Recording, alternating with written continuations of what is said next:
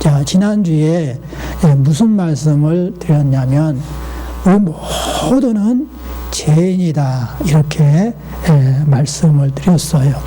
그 죄에 대해서 아무도 피할 길이 없다. 따라서 해봐요. 해 아래 모든 사람은 죄인이다. 네? 모두가 죄인이에요. 자, 성경에서 죄라고 말할 때 그 죄는 뭘 죄라고 하냐면 여호와를 알지 못하고 사는 것, 예수님이 누구인지를 알지 못하고 사는 것, 성령님이 누구인지를 알지 못하고 사는 것이 죄예요.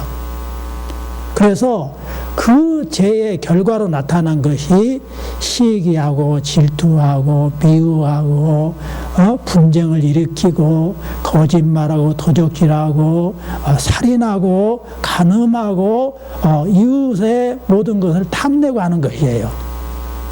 도적질하고 불효하고 하는 것 자체가 죄가 아니에요. 죄는 여호와를 알지 못하고 사는 것이 죄단 말이에요. 세상의 기준은 완전히 틀려요. 세상의 기준은 착하게 살고 남한테 해코지 아니하고 자기 밥벌이하면서 살면 죄 아니라고 그래요. 성경에서는 그렇게 말하지 않아요. 성경에서 말하는 건 우주 만물을 창조하시고 나를 이 땅에 살도록 존재하게 만들었던 그 여호와를, 그 예수님을, 성령님을 모르고 자기의 힘에 의해서, 자기의 선에 의해서 사는 것, 그것 자체를 죄라고 한단 말이에요.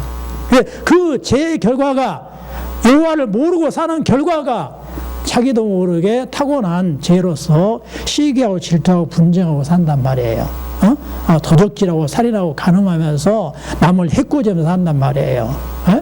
그것이 많이 해코지했던, 작게 해코지했던 다 똑같이 죄의 결과물이에요. 그래서 여호와의 잣대로 보니까 여호와의 잣대는 뭐예요?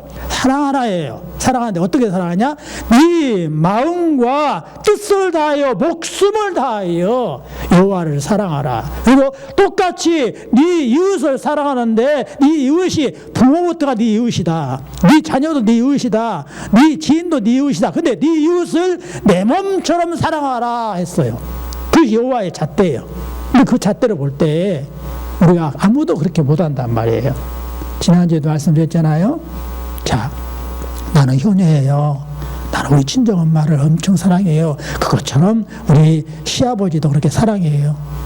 근데 그건 새빨간 거짓말이에요. 응? 3년 아픈 부모 앞에 효자 있다 없다? 없다. 응? 왜 없어요? 다 짜증내본다니까. 3년 갈 것도 없이 3일만 해봐요. 다 지쳐갖고요. 다 떨어져요. 다 효도 안 해요. 그러니까 아무리 잘 살고 돈 많아도요. 엄마 아빠 보면 다 요양원에 보내본다니까. 요양에 안 보는 부모 있어요? 자식 있어요? 아무도 없어요. 아무도 없어. 다 보내버려요. 왜냐하면 내 지금 현재 힘드니까, 내 직장생활이 힘들고 나 살림하는데 힘드니까 다 내 친정 엄마 다 시아버지 시어머니 다 요양원에 보내버려요. 옛날엔 그것을 고려장이라고 했어요. 현대판 고려장이 뭐예요? 요양원에 보내는 거예요. 다 보내요. 힘들어서. 왜 그래요?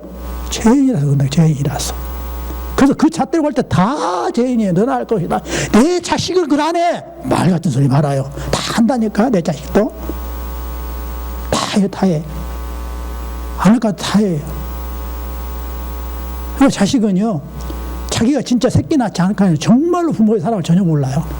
그리고 자기가 조금만 저기 하면 우리 엄마는 나한테 어떻게 하고 우리 아빠는 어떻게 하고 나 몰라 내 속 사이즈 알기나 해. 엄마 내 속 알기나 해. 드라마의 주제곡이에요. 그게. 부모는 그냥 미치려고 그래. 자식을 위해서. 근데 자식은 전혀 몰라요. 그래서 엄마는 내 마음 알기나 해. 내가 좋아하는 거 뭔지는 알기나 해. 막 되들어요. 그것이 뭐 때문에요? 우리가 원래 여호와께서 만드는 속성대로 살지 못하는 거예요. 우리가 왜요? 여호와를 잊어먹었어. 예수님이 잊어먹고 산단 말이에요. 그래서 죄인이라서 그 결과물이 시기하고 질투하고 분쟁하고 산다 말이에요. 그러면 거기에 대해서 여호와께서 봐주냐? 여호와께서는 공의로우신 분이라 전혀 봐주지 않으신다. 전부 다 지옥에 보내신다. 그래서 여호와께서는 마음이 아프신 거예요. 왜 마음이 아파요? 자기의 형상과 모양으로 만들어놨어. 근데 자녀들이 여호와를 잊어버리고 자기 멋대로 사니까 그게 너무 속이 아픈 거예요. 그래서 지옥 가니까 전부 속이 아프신 거예요. 그래서 세상에서 찾아보니 의인이 한 명도 없어. 대신 죄를 갚아줄 사람이 한 명도 없어요. 전부 죄인이라. 그래서 누구를 보냈다고요?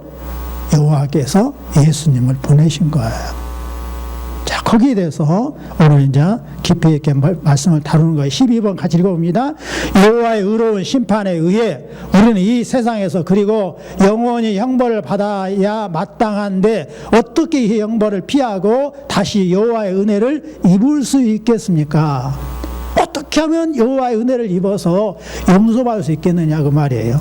자, 거기에 대한 대답입니다. 자, 읽습니다. 시작. 여호와께서는 자신의 의가 만족되기를 원하십니다. 따라서 우리는 우리 스스로든지 아니면 다른 이에 의해서 죄값을 완전히 치러야 합니다. 여호와께서는 자신의 의가 만족되기를 원하시죠. 죄값을 100% 치르기를 원하신단 말이에요. 그렇게 해야 여호와께서 만족하시고 용서하신단 말이에요.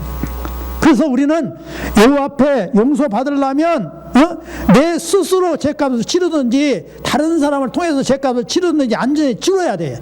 근데 나는 내가 죄인이라 죄값을 내가 못 치른단 말이에요.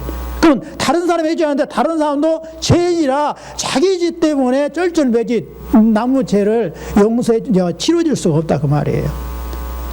아무리 가인이가 나에 대해서 효도하고 아버지를 공경한다 할지라도 내 대신 죄값을 못 치른다니까. 왜냐하면 가인이 자신도 죄인이라서 그 죄값을 자기도 치러하는데 어떻게 아빠 죄값을 치러줄 수 있냐고요.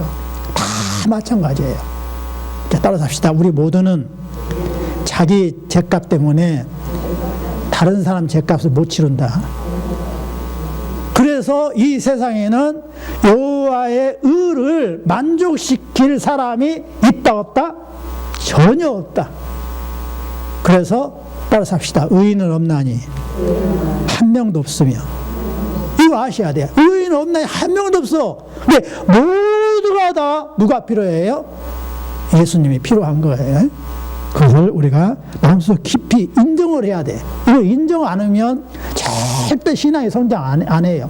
이걸 인정하는 것이 신앙 생활을 하기 시작하는 첫걸음인 거예요. 아, 나는 안 되는구나. 내 남편도 안 되는구나. 내 부모도 내 자식도 나를 위해서 해줄 수 있는 것이 아무것도 없구나. 이걸 아셔야 한단 말이에요. 자, 그 다음에 자, 우리가 스스로 여호와의 의를 만족시킬 수 있습니까? 내 스스로 여호와의 의를 만족시킬 수 있냐? 여호와가 괜찮다 이렇게 끄덕끄덕 할 수 있게 할 수 있겠느냐라는 질문이에요. 결코 그렇지 않습니다. 오히려 우리는 날마다 우리의 죄책을 증가시킬 뿐입니다. 에? 우리 힘으로는 되질 않아요. 우리가 착한 일을 하려고 해봤자 여호와 앞에서 착한 일을 해봤자 절대로 안 된단 말이에요. 날마다 죄값이 더 늘어날 뿐이에요. 그래서 우리의 힘으로는 절대로 안 돼요. 이것이 믿음의 시초예요. 아, 나는 안 되는구나. 나는 할 수 없는 거구나. 내가 하려고 애쓰면 안 된단 말이에요. 그거 되질 않아. 그런 게 찬송가가 어떻게 나왔어요? 이것을 대변한 찬송가가 울어도 못하네. 그냥 울지 않고 나가 힘써서 해야 되겠다. 힘써도 못하네. 그럼 어떻게 해요? 참아야 되겠다. 참아도 못하네. 그럼 어떻게 하라고요? 믿으면 되겠네. 누구를 믿어요? 여호와께서 보내주신 여호와의 아들 예수님을 믿어야 된다 그 말이에요. 응? 그렇게 할 때 여호와의 의를 만족시킬 수 있는 거예요. 자, 어떠한 피조물이라도 단지 피조물로서는 우리를 대신하여 여호와의 의를 만족시킬 자가 있습니까? 그러면 사람이 못한다면 그럼 피조물 소나무가 할 수 있느냐? 큰 아름드리 소나무가 할 수 있냐? 천년송이 할 수 있느냐 그 말이에요. 할 수 있어요 없어요? 못한다. 근데 사람들은 그냥 큰 소나무만 봐도 이렇게 가지가 딱 있으면 거기에다가 막 그냥 돌멩이 집어넣고 돌멩이가 그 가지 사이로 쑥 들어가면 아이고 우린 됐어 라고 한단 말이에요. 그래서 높은 산에 큰 나무 이렇게 가지에 움푹 파인 데는 돌멩이가 막 던져갖고 있어요.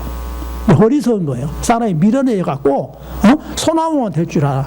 큰 바위만 될 줄 알아. 큰 바위에 그냥 남자 성기처럼 되어 있으면 우와 저게 우리를 용서해 줬어. 또 바위가 그 여자의 자궁처럼 있으면 우와 저게 뭐 될 수 있어. 그래서 그냥 바위님 비나이다 하고 그냥 거기다가 그냥 돈 갖다 놓고 그냥 탑을 막 쌓고 그런단 말이에요. 근데 전혀 그러지 못한다. 에? 그리고 또 그냥 그냥 바다가 보인다 하면 거기에다가 일줄 오면서 그냥 비나이다 햇님 비나이다 용왕님 하면서 막 빌고 있고요. 지리산도 가면요 맑은 계곡물이 흘러가고 깊은 웅대가 빠지는 그 계곡의 벽에 보면은 전부 다 거기다가 그냥 돌로 그냥 부처를 갖다 놓고 그냥 비나이다 지리산 산신령님이 하고 빌고 있어요. 근데 사람이 미련을 갖고 그 짓을 하는 거예요. 에? 전혀 다른 피조물은 아무리 큰 거북이가 와도 아무리 큰 고래가 와도 아무리 큰 새가 와도 아무리 용맹한 호랑이가 와도 그것이 여호와의 의를 만족시킬 수가 없어요. 다 피조물은 안 되는 거예요. 그래서 피조물 속에는 여호와의 의를 만족시킬 만한 것이 있어요 없어요? 단 하나도 없다. 따라서 해봐요. 단 하나도 이 세상에는 없다. 에? 그러니까 전부 다 사람이 밀어내져 갖고 그냥 동물이면 큰 나무면 큰 산이면 큰 바다면 큰 강이면 될 것 같은데 거기에는 없다는 거예요. 없어요. 없는데 사람이 밀어내져 갖고 거기에 그냥 신앙심에 의해서 막 빌고 있어요. 근데 제 친어머니도 얼마나 우리 친어머니가 세상적으로 착했는지 몰라요. 그 착해가 아무런 흠도 없이 지낼 분이었거든요. 그런데도 꼭 저기 별을 베면 제일 착한 좋은 배에서 잘라갖고 메모 반대에 잘라갖고 그것을 쫙 깔아놓고 목욕 깨끗이 하고 머리 깨끗이 감고 흰옷을 딱 입고 무릎 딱 꿇고 새벽에 물 떠다 놓고 비나이다 산신령께 비나이다 조상님께 비나이다 1월 성신님께 비나이다 하면서 우리 후손들 위해서 기도했어요. 근데 우리 어머니가 예수님을 딱 믿고 나니까 어떻게 해요? 그게 아니라는 것을 알았어요. 그리고 그거 다 제끼고 이제 마음을 정결케 주님, 제가 죄인입니다. 그러면서 주님 앞에 기도하기 시작했어요. 그리고 우리 집안이 완전히 180도로 바뀌어버렸어요. 얼마나 축복을 많이 받았나 몰라요. 이런 말할 수 없는 세상적으로도 영적으로도 모든 부분에 너무너무 다 변해버렸어요. 그것이 다 뭐예요? 여호와의 은혜였어요. 자, 단 하나도 없어요. 여호와께서 인간의 죄책 때문에 다른 피조물 형벌하기를 원치 않으세요. 사람이 죄를 지었으니까 사람이 죄값을 치러야 돼요. 나무는 죄진 적이 없어요. 동물은 죄진 적이 없어요. 어떠한 곤충도 죄진 적이 없어요. 해도 달도 별도 죄진 것이 없어요. 누가 죄를 지었어요? 여호와의 형상으로 만들었던 사람이 죄를 지었어요. 근데 죄값을 누가 치러야 돼요? 사람이 치러야 된단 말이에요.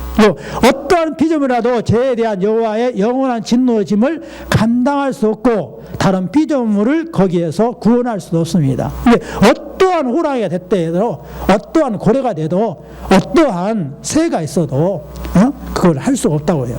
사람도 할 수 없고 그 피조물을 일치할 수 없어요. 여호와의 진노를 감당할 수가 없는 거예요. 그래서 이 세상에서는 찾을 수 없다. 죄값을 치를 방법이 없다. 그것을 우리가 믿는 것이 신앙, 올바른 신앙이에요. 그게 오전에 말씀했던 신앙의 정통이에요.